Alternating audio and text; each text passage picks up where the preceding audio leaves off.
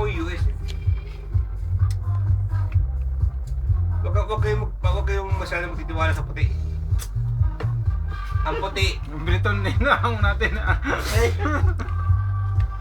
Tang ina mo yan. Natuloy ka lang. Tayo'y magsayawan. Wala tayong bonus pag hindi Wala natin kang bonus supportan. yan, wala kang tiwala dyan, wala kang bonus next year. Pag wala tayong Itong libo pa naman ang bonus mo. pag hindi mo supportan, wala tayong bonus. Portahan mo yung kanay. Doon magaling ang Pinoy. Makabili ulit tayo ng Ay, doon magaling ang Pinoy. Magaling tayong lumaro. Kaya nga Minumura na tayo. bibilugin lang. Minumura na tayo. Winawalang hiya na tayo. At the same time, nakangiti pa rin tayo. Pero, bilang Pinoy, ikaw ba murahin ko? Ay, hindi. I-degrade kita.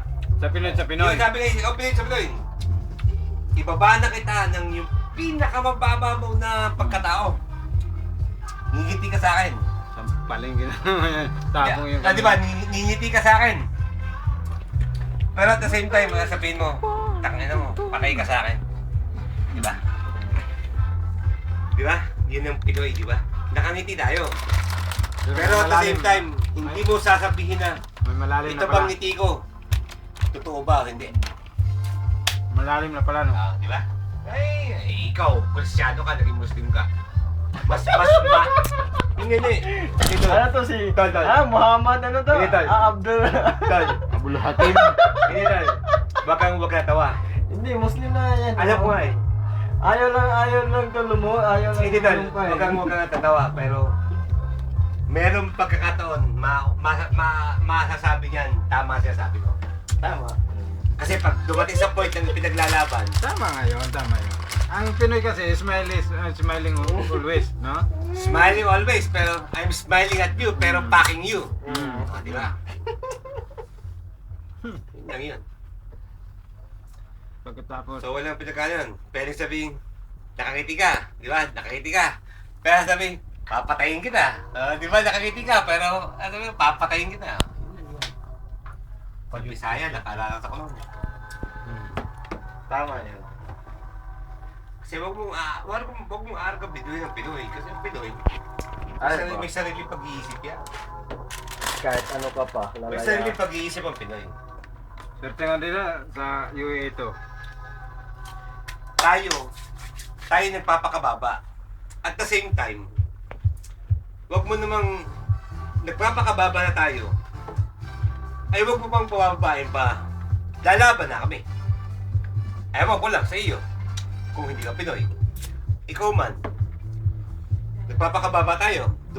Lume-level tayo sa level na dapat tayong nandun. Oo. Pero pinapababa pa tayo dun sa point na yun. Ay, walang Pinay na Papaya ka? Wala nang Oh, Pinay diba? na papayag. Oh, di ba? Wala na. Papatay na kita, di ba? Yun ang kasunod Talagang nun. sakto lang. Yan. Lumigil Yun ka lang. tayo, yun tayo, Oo. di ba? Totoo naman yun, Pinay. Ganon. Yun tayo. Pag hindi natin kaya, tayo ang umalis. Plain and simple. Yun ang sabi ko sa iyo, plain and simple. Yun tayo. Yun ang Pinoy. Plain and simple, yun ang Pinoy. Pero pa paano pag halimbawa, kapwa mong Pinoy, ang nangagabyad sa iyo? Oo. Anong gagawin mo? Depende sa ano yun. Hindi, kapwa mong Pinoy, ang nangagabyado sa iyo. Anong pakiramdam? Ay, masakit talaga. Hindi, anong gagawin mo? Patay eh. Depende. Napulikat ako doon ah. So sweet. Eh, wala ako. Muslim na nga itong puta si Atar na ito. Muslim na nga yan. Pangalan niya si Muhammad. Ano? Hindi. Ayoko nang alamin yung pangalan ni Atar. Anak ng tuba. Very, very simple. Sa Pinay yan. Kasi pa paano masasabihin eh, pinaglalaban mo, ano pa ng Pinoy? Cheers. Pinoy ang nangagaban siya.